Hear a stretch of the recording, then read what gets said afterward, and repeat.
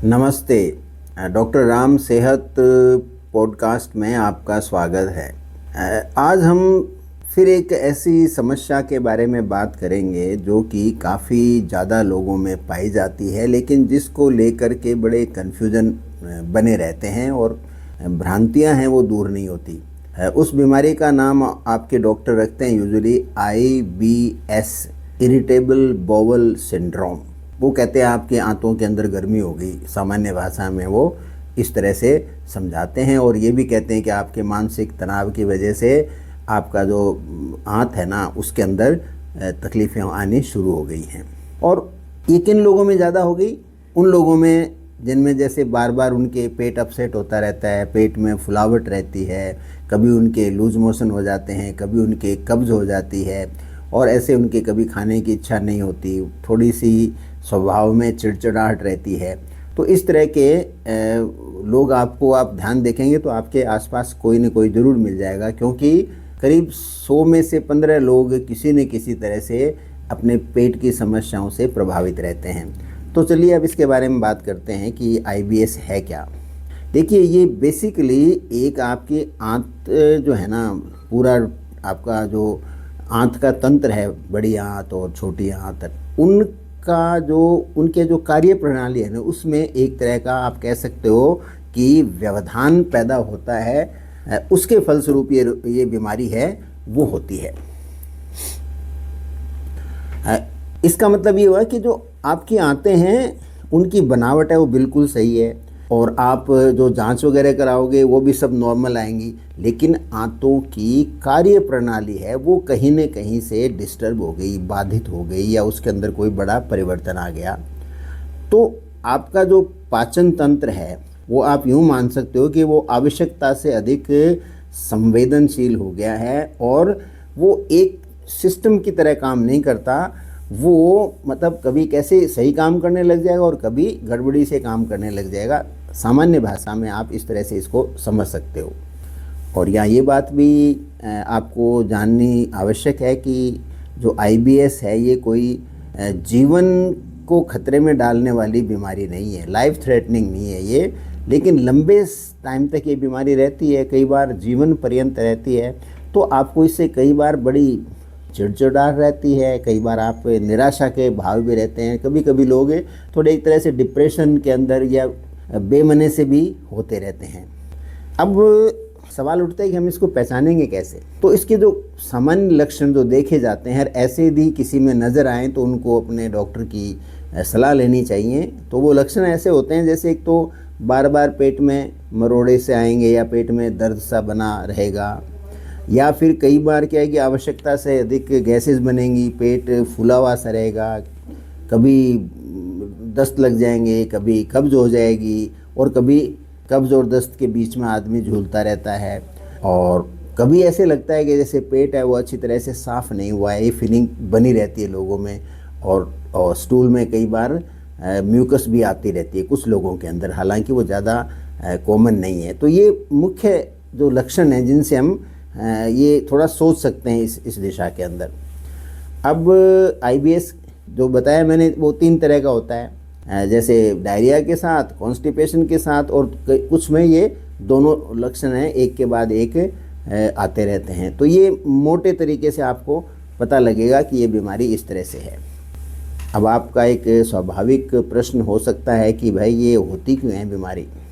तो देखिए, IBS को अभी तक विज्ञान है या चिकित्सा विज्ञान है, चाहे एलोपैथी हो, चाहे आयुर्वेदी हो, होम्योपैथी हो, इसके होने के जो कारण होते हैं उनके बारे में अभी किसी को स्पष्ट तौर से कुछ भी पता नहीं है। बस कुछ मोटी मोटी चीज़ों का पता है। वो ये है कि आपके मस्तिष्क और आपकी आंतों के बीच में जो संपर्क है वो कहीं न कहीं गड़बड़ हो गया है। उससे आपकी आंतें हैं वो आवश्यकता से अधिक क्रियाशील हो गई हैं, संवेदनशील हो गई हैं। और उस संवेदनशीलता का कारण ये है कि उनकी जो गति है आंतों की, जैसे आंतें भी हमारे अंदर चलती रहती हैं, उनमें एक वेव्स जैसे समुद्र में पानी की लहरें चलती हैं वैसे लहर चलती रहती हैं। तो वो लहरें हैं जो आंतों की वो गड़बड़ हो जाते हैं। और फिर क्या होता है, पेट खराब रहने से व्यक्ति एक तरह के तनाव में रहता है और थोड़ा उसकी जो भावनात्मक जो उसका स्वास्थ्य है वो गड़बड़ रहने लग जाता है।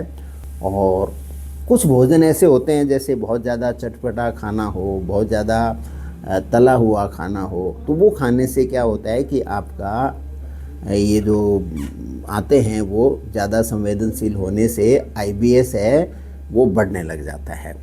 तो जब भी हमारे पेट की इस तरह की कोई शिकायत हो या आपके डॉक्टर आईबीएस डायग्नोस करें तो आपको कुछ खाने में ध्यान रखना चाहिए। स्पाइसी या बहुत ऑयली खाना है, बहुत ज़्यादा तेल वाला तला हुआ और बहुत ज़्यादा स्पाइस वाला खाना वो नहीं खाना चाहिए। और आपको कॉफ़ी भी कम पीनी चाहिए और दूध या दूध से बने हुए जो मिठाइयाँ वगैरह हैं वो आपको अवॉइड करनी चाहिए। और इसके अलावा जैसे पत्ता गोभी है या जो बीन्स होती हैं जैसे राजमा है, फ्रेंच बीन्स हैं, लोबिया है, इस तरह के जो दाने वाली जो सब्जियां होती हैं वो फिर आपको कम से कम खानी चाहिए या बेहतर होगा कि आप अवॉइड करें। और ज़िंदगी में जहाँ तक संभव हो कोशिश प्रयास करते रहें कि तनाव जो है ना, बिना बात का तनाव, उसको आप आगे बढ़ के अपने अंदर नहीं लें। तो जितना तनाव कम रखेंगे बीमारी उतनी ही अच्छी तरह से नियंत्रण में आती है। अब इसके निदान करने के लिए देखो, जांचें तो डॉक्टर बहुत लोग करवाते हैं। कितनी जांचें करवाते हैं? मेरी समझ में कुछ भी आवश्यकता नहीं है। ये डॉक्टर यदि बैठ के आपसे पूरी हिस्ट्री लेता है, पूरी बातचीत करता है, तो बीमारी फ़ौरन समझ में आ जाती है। और समझ में आ जाए तो फिर इसका जो भी इलाज वो बताएं वो उस पर ज़्यादा ध्यान देना चाहिए।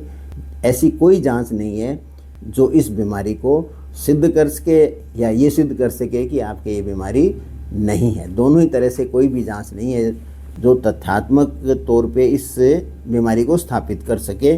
तो इसलिए ज़्यादा जांचों के अंदर पैसा खर्चने की आवश्यकता नहीं है। और जहाँ तक इस बीमारी को जैसे ठीक करने का सवाल है, तो याद रखिए ये बीमारी पूर्णतया कभी भी ठीक नहीं होती है। इसको नियंत्रित किया जा सकता है, इसको मैनेज किया जा सकता है। और मैनेज करने का एक ही तरीका है कि एक तो आप खाने में फाइबर बढ़ाओ, रेशे वाला खाना। लेकिन यहाँ ये भी ध्यान रखना है बहुत अधिक रेशेदार खाना भी नहीं खाना चाहिए। आवश्यकता से अधिक रेशा भी इस बीमारी को डिस्टर्ब करता है। और यदि रेशे की कमी है भोजन के अंदर फाइबर की, तो भी आपको ये बीमारी है ही बढ़ जाती है। तो दोनों तरह से संतुलन बनाना पड़ेगा। आपको कितना चाहिए उसके आसपास ही आपको फाइबर लेना चाहिए। दूसरा, वो भोजन जिससे बीमारी आपके पेट में ट्रिगर होती है, वो आपको पता चल जाता है कि ये चीज़ खाने से मेरे आईबीएस बढ़ जाता है, तो उस तरह के भोजन को आप आगे भविष्य के लिए फिर बंद कर दें। और इसके अलावा रेगुलर एक्सरसाइज का बड़ा अच्छा रोल है। उससे मन शांत रहता है, शरीर भी ठीक रहता है। नींद पर्याप्त आनी चाहिए। आपको 8 घंटे के आसपास रोज़ाना सोना चाहिए। और आप एक अपना रूटीन है उसको मेंटेन करो, तो उससे क्या आपकी आंत भी अपने रूटीन को मेंटेन करती है। दवाइयाँ आपके डॉक्टर कुछ दे सकते हैं, थोड़ा बहुत फ़ायदा होता है। दवाइयों का ज़्यादा फ़ायदा नहीं है, उससे कहीं ज़्यादा फ़ायदा आपके जीवन शैली का है।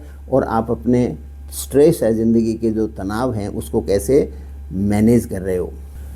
अब यदि सब प्रयासों के बावजूद भी आपकी बीमारी कंट्रोल में नहीं आए, तो आपको अपने डॉक्टर से कंसल्ट करना चाहिए और डायग्नोसिस भी कंफर्म करवा लेना चाहिए एक बार और कि आपके सही के अंदर ही आईबीएस ही है, कहीं दूसरी कोई बीमारी तो नहीं है जो मिस हो गई हो।